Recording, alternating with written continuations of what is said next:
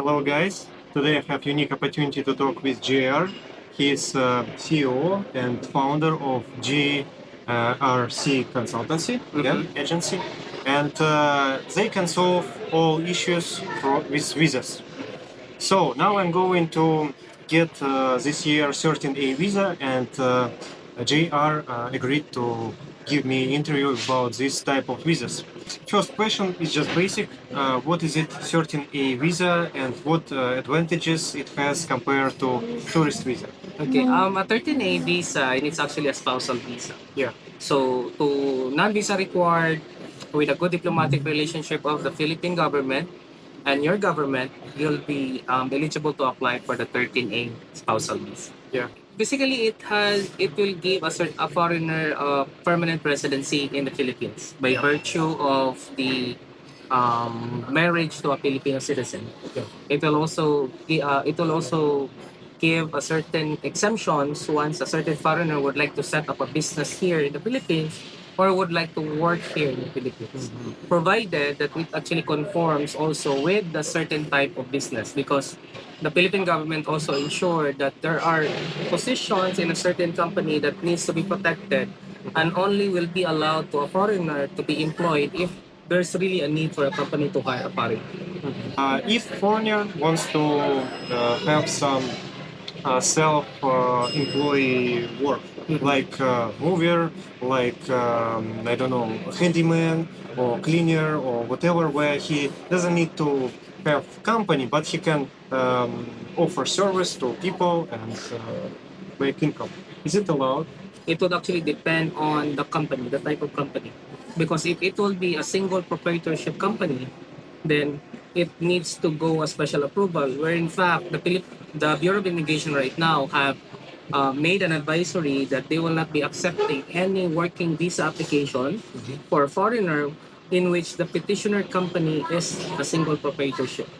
At least it should be a corporation, and it also has some regulatory or requirements on it for it to qualify if there's really a need for them to hire a foreigner in the Philippines. Okay, but if foreigner wants to give some services, how he can do it, or is it possible or not? I think that would be possible depending on the foreigner can actually extend a hand on that particular company. However, in terms of the permanent employment, that would be another story. Do foreigner need to apply special permit, or he just can go and be employed in some company? What you need to do is to get an alien employment permit. That's a working permit from the Labor Department. So since he has already the 13A spousal visa, he can now file an exemption. That's one of the advantages of having the 13A visa, because he will not be required to have the working visa, because there's no such thing as double visa in the Philippines. Yeah. So once you have the 13A, it is good as your working visa. Yeah. What is next is the permit from the Labor Department. Yeah. So once you have the 13A visa or the spousal visa, that foreigner who is a holder of that 13A visa can just file an exemption of that alien employment permit from the Labor Department. Now, comparison-wise, if that is a working visa, that foreigner is not exempted to the alien employment permit. He needs to comply with that because that is a prerequisite of the working visa. Okay. So that's one of the advantages also, along also with other visas such as the retirement visa and also the working visa and also for the tourist visa itself. Yeah. And as I heard, that 13A visa, it's permanent visa, but you need to renew ACR card every 5 years. Yes. Is it correct? Yeah, that's correct. As long as the marriage is still intact. Okay. That's the catch. Because I seldom encounter that JR in our country, once a certain foreigner or alien, so whatever term is that, like for example a Filipino going to the US or any other country, they might actually have the permanent residency by marriage. Yeah, like green card and then passport. Yeah. So once they have that in the US, they actually told like if the American spouse will die, Correct. they would retain that permanent residency. However, in the Philippines, that is not the case. Here it will be downgrade to tourist. Correct. But that is not the end of the line. If you have 13A visa, there are still a lot of visa available for certain foreigners here in the Philippines. One of the most common is the special visa such as retirement visa, SRRB one. There's also one SIRB. That's another. Yeah, like There's five types, I think. yes, there's a whole bunch of visa options. So don't your subscribers should not be worrying right now if hey, I may lose the marriage because we'll never know. Yeah. We'll never know. Yeah. So we cannot actually put an end statement for that. It should be open ended. Yeah, of course. You need to understand what will be in that case. Yeah. Correct. And by the way, what the reasons could be to cancel certain A visa for foreigner? Like maybe he will break law or something. What cases can be? Okay. It is also important that your subscribers and your future subscribers would know that the visa that is given to the Philippines is a privilege. Yeah. So that is actually that can be taken out or that can be cancelled out by the Philippine government through the Bureau of Immigration by merits of cancelling the visa. So one is separation. Yeah. So separation and annulment here in the Philippines, that is already a prerequisite for a foreigner to voluntarily downgrade or cancel his visa from 13A social visa to back to tourist. Also for if you actually break the law here and there's a certain complaint already in the legal courts, that particular case will now be forwarded to the Bureau of Immigration and that could affect the status of the privilege of the spousal visa and also the abuse of your wife. Yeah. That could be a legal ground. So once your wife will actually complain to the Bureau of Immigration, then the Bureau of Immigration can actually, if they can find merit to that, they can actually cancel your 13A spousal visa. And we have encountered one case for that. With a marriage as well, or it's separate process? Marriage is still intact. However, the visa can be cancelled with the Bureau of Immigration. How about breaking a law? For example, if foreigner will drive a motorcycle without helmet, or he will kill someone, it is not the same cases. Yeah. Here in the Philippines, it's just a traffic violation. Not just, but it is a traffic violation. However, if you actually commit a heinous crime that will now be tagged as a criminal offense, then that would be one of the possible grounds that a certain foreigner may lose his or her spousal visa. So traffic violation here in the Philippines is not a criminal offense.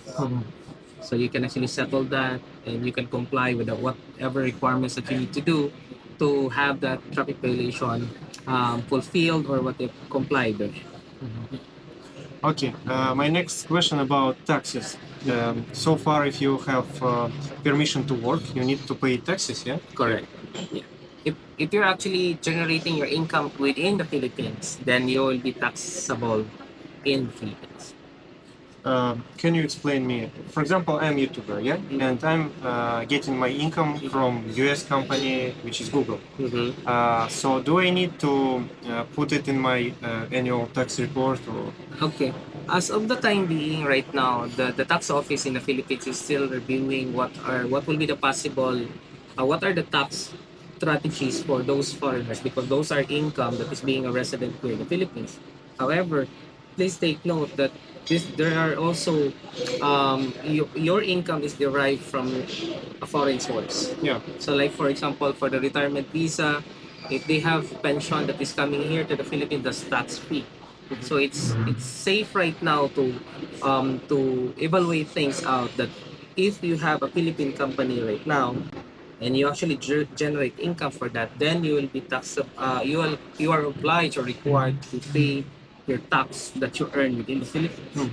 Now, we will actually take a look at what will be the improvements from the tax office for a YouTuber like a lot of foreigners right now doing here in the Philippines because that is now still in a work in progress. Okay, how about remote work? If foreigner has remote work somewhere in another country, do he need to put it in a tax report?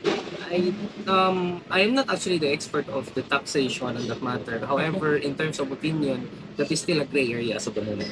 Okay. So that is still the Philippine government, especially the tax office, is still figuring out what will be the reasonable taxation rate. Okay. At least there is no strict requirements right now. Yeah. Yes, that's what I mean. What advantages gives certain A visa in terms of buying a house or land? for buying land and building a house on this land for foreigners? In terms of land ownership of the certain foreigner, it is still restricted as of the time.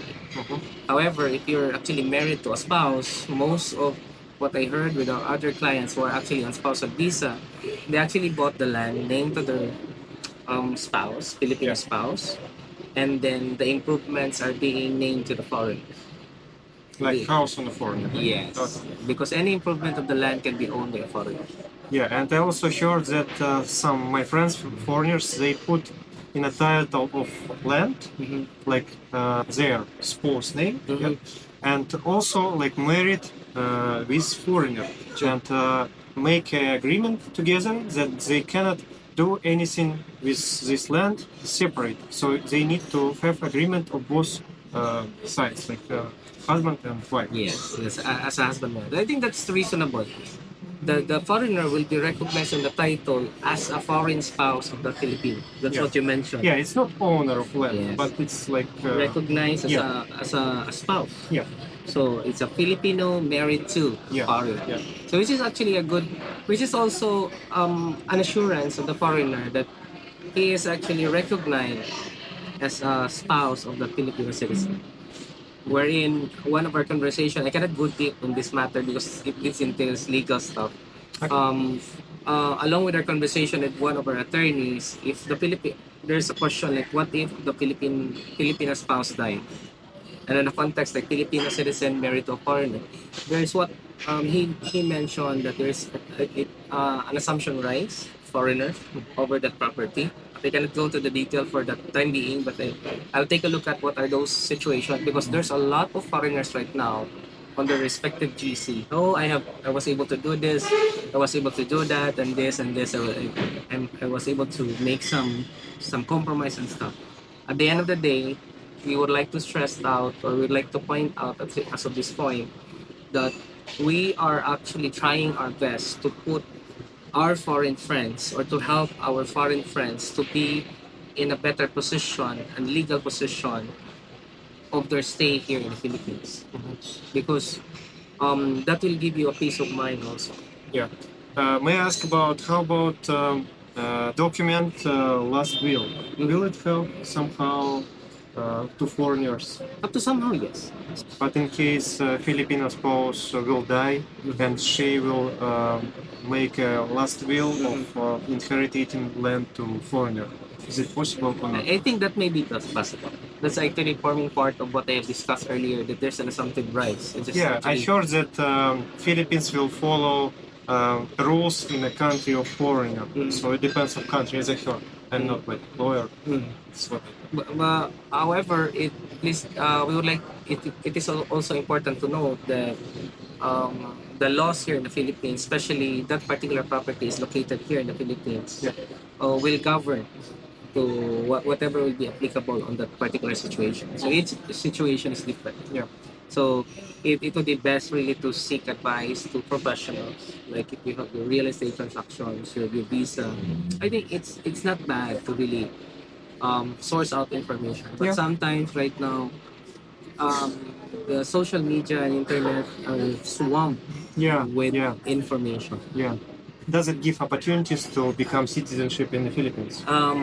The visa itself will not actually give you an opportunity, but how you actually stay in the Philippines and create an impact to the Filipino people will be one of the grounds that will be passed and will be sponsored by a particular congressman or politicians to be lobbied and approved by our both houses, the congressman and the senators. It's a very, very long way because we're talking about visa and permanent residency for 39. Yeah.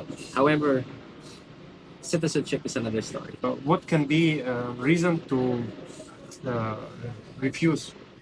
One of the most common reason of refusal is if that particular applicant for the spousal visa, specifically the foreigner, has a Interpol record Oh. or derogatory record. Yeah. That's number one. Number two, if they have not supported well or not provided or submitted the right documents, especially the marriage plan. If there are actually alterations on the marriage certificate, make sure that is actually being verified and aligned to other paperwork so that it your application will not be denied. Now, also submission of the marriage certificate, which is not PSA, Philippine Statistics Authority, which is the government office here in the Philippines that actually maintain all the records or registration or the marriage, if you're single or not, the sinumar and stuff. So those are one of the basic or common grounds that a particular visa application, also with PRA, also with 13A, will be a ground for refusal or denial. However, if you will be denied, that's not the end of the line.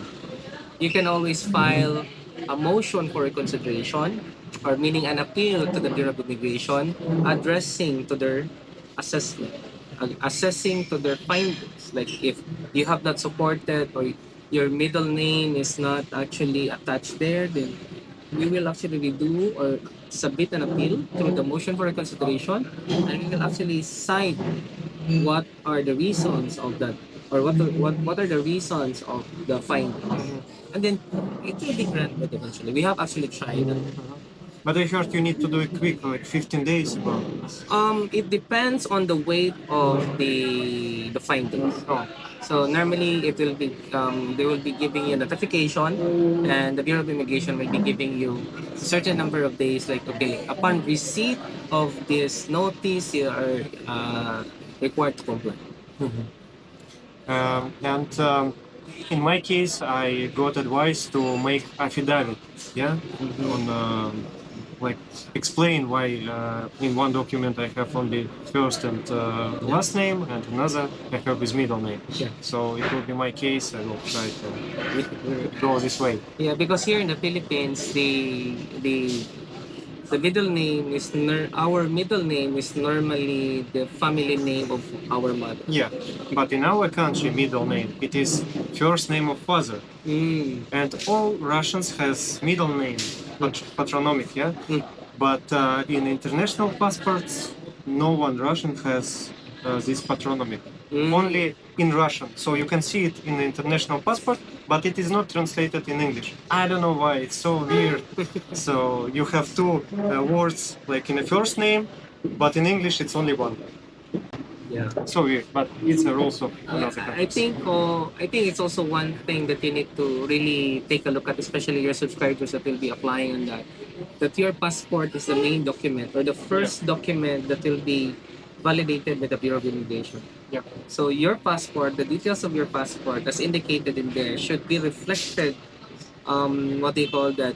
Continuously, or what do you call that? Diligently with other paperwork in your visa application. Otherwise, there would be like verification. Why is it this one does not match? Yeah. Or shall we say everything should be aligned from your passport, including your NBI, including your PSA marriage certificate, and so on and so forth.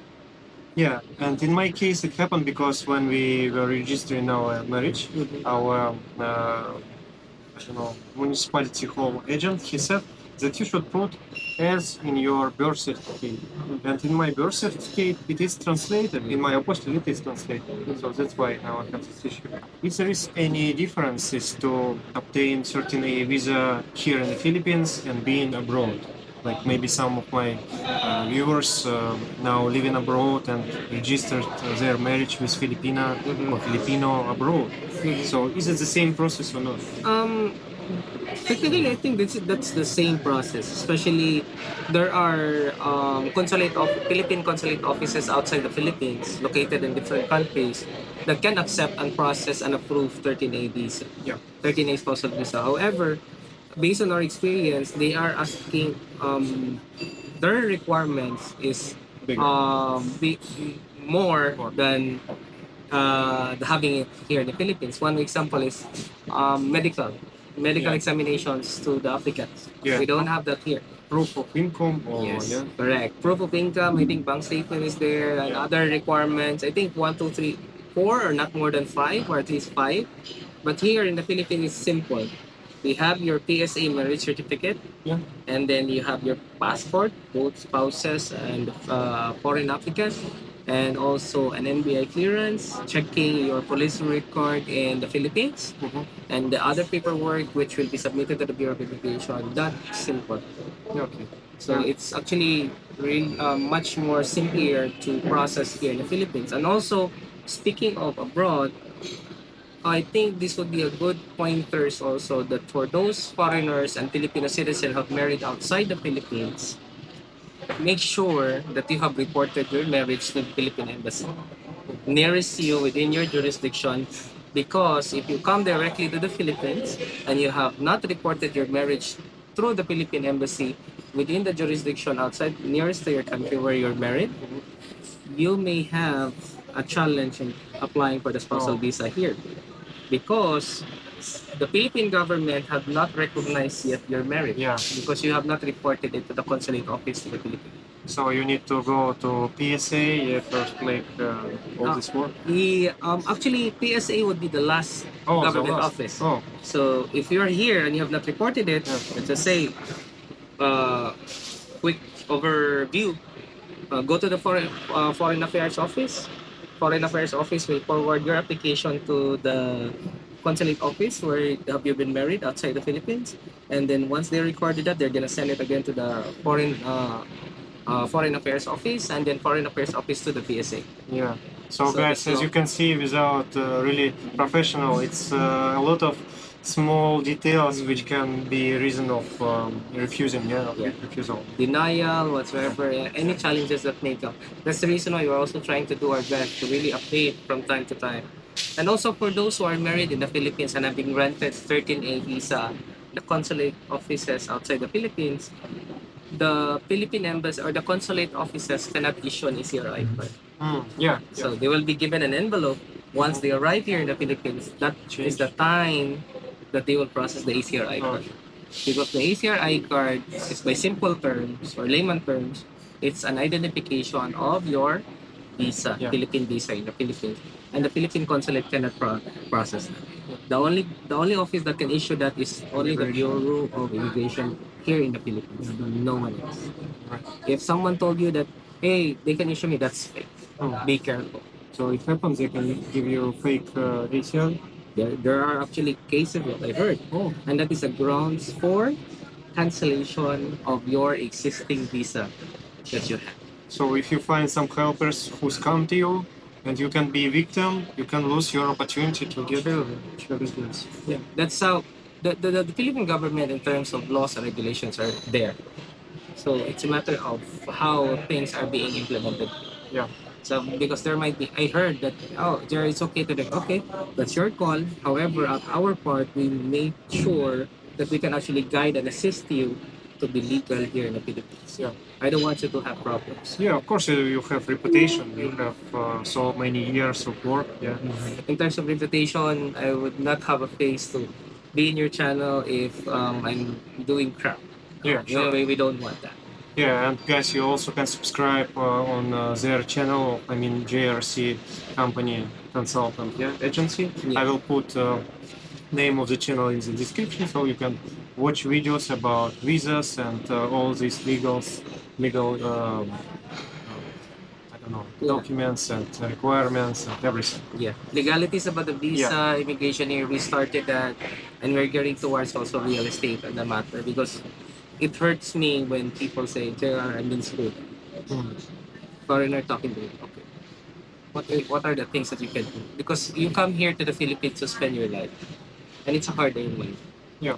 Don't lose that. Take it slow. One thing that I learned so far in terms of doing the operations day in, day out, you just need to really go to someone who knows what he or she is doing. I mean, you can go to someone, like, for example, you don't go to the bakery if you wanted to buy medication. Yeah. For example. So it's putting it on the right track of what really you need. Go to the people who actually is doing that. Yeah. And for sure, not 100%, because there's no such thing as 100%. Yeah. More than 85%, 90%, you get appropriate answer of your questions. Yeah, because internet full of rumors and misinformation and just gossips and whatever, but real facts, they only from legal authorities, yeah, from Bureau Immigration, from PSA, and if you work with people who directly work with these offices, you will get right information. So that's why it's very useful to have partner, yeah, in legal job, legal paperwork. Yeah. Yeah. Correct. And guys, by the way, they have several branches in Dumaguete, Cebu, Manila. Yeah. 3. Yeah. So you can go in any of them and work with them. Yeah. Yeah. With you. Thank you for coming today. Alex, thank Yep. you. Thank you for the opportunity as well.